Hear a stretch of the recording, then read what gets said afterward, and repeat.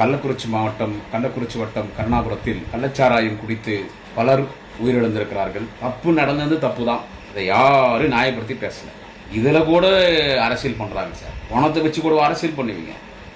இது எல்லாரும் ஒன்றா சேர்ந்து இந்த பிரச்சனை இனிமேல் நடக்கூடாது, இந்த பிரச்சனை எப்படி செய்யலான்றதா எல்லாரும் ஒன்று சேரணும் மக்களை காப்பாற்றுறதுக்கு. இந்த சாராயம் காசுறவங்க எப்படின்னு கேட்டிங்கன்னு வச்சுங்க, இந்த கள்ளச்சாராயம் காசுறாங்க இல்லை, போலீஸ் அவங்களுக்கு பிடிக்குது. போலீஸ் கண்ணுக்கு மண்ணை தூவிட்டு அவன் இந்த மாதிரி காசி இத்தனை பேர் இறந்துக்கிறாங்க. இது ஒரு மிகப்பெரிய உயர சம்பவம். இப்படி ஒரு சம்பவம் நடந்திருக்கக்கூடாது. நமது மாண்புமிகு தமிழக முதலமைச்சர் அன்பு தலைவர் தளபதி அவர்கள் மிகவும் வேதனையோடு இருக்கிறார்கள். முதலமைச்சர் தலைவர் தளபதி அவர்கள் உடனடியாக 10 அதிகாரிகளை சஸ்பெண்ட் செய்திருக்கிறார். சாராயம் குடிச்சு சத்தவனுக்கு 10 லட்சம் கொடுத்து நீங்க என்கரேஜ் பண்றீங்களான்னு கூட அதை கூட கிண்டல் பேசுறாங்க.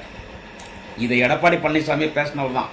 இப்ப அவர் என்ன சொல்றாரு, சாராயம் குடிச்சு செத்து போனவங்களுக்கு 25 லட்சம் கூட அரசு வேலை கொடு இப்ப சொல்றாரு திருமதி பிரேமலதா விஜயகாந்த். எங்க அக்கா அவங்க என்ன சொல்றாங்கன்னு கேட்டா 10 லட்சம் எல்லாம் கொடுக்காதன்றாங்க. சாராயம் குடிச்சு செத்து பசங்க எல்லாம் நடு ரோட்ல நிக்கிறாங்க, குழந்தைங்கலாம் நடு ரோட்ல நிக்கிறது பாரு, அப்பா அம்மா செத்தாங்க, அந்த பொண்ணு நடு ரோட்ல நிக்குது.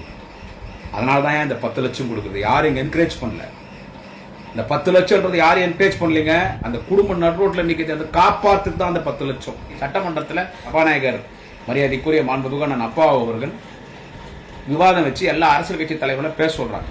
இதை நம்ம எப்படி இந்த கள்ளச்சாராயத்தை எப்படி முடக்கிறது, இந்த போதைப் பொருட்களை எப்படி முடக்கிறது, உங்க ஆலோசனை சொல்லுங்க. அந்த நேரத்துக்கு பார்த்தா அதிமுக வெளிநடப்பு பண்ணுது. உடனடியாக முதலமைச்சர் ராஜினாமா பண்ணணும். 100க்கும் மேற்பட்டவர் ஜெயலலிதா முதலமைச்சராக இருக்கும் பொழுது விஷச்சாராயம் குடித்து இறந்து போனார்கள். எத்தனை முறை அம்மையார் செல்வி ஜெயலலிதா முதலமைச்சர் ரிசைன் பண்ணார். நீங்க முதலமைச்சர் இருக்கும் பொழுது 27 பேர் இருந்தாங்க. அப்ப நீங்க ரிசைன் பண்ணீங்களா? உங்க ஆட்சியிலும் தப்பு நடந்துச்சு, எங்க ஆட்சியிலும் தப்பு நடக்குது, கூட்டி கழிச்சு பார், கணக்கு சரியா வருதுன்னு பேசுறது முட்டாள்தனமானது, பேசக்கூடாது. பாட்டாளி மக்கள் கட்சியினுடைய தலைவர் மரியாதைக்குரிய திரு அன்புமணி ராமதாஸ் அவர் என்ன சொல்றாரு, இன்னைக்கு ஒரே ஒரு மாசம் ஆட்சி எங்கள்கிட்ட கொடுங்க, நாங்க எல்லாத்தையும் மாத்தி காமிச்சோம்.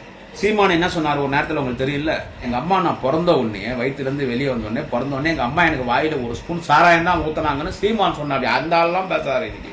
இதுல இந்த லூஸ் அந்த அண்ணாமலை யாரையும் கைது பண்ணாம நடவடிக்கை எடுக்காத மாதிரி திமுக போய் தடுக்குதோம், எஸ்பியை போய் மிரட்டுறாங்களாம். அதான் சாராயம் காசு அரெஸ்ட் பண்ணியாச்சு.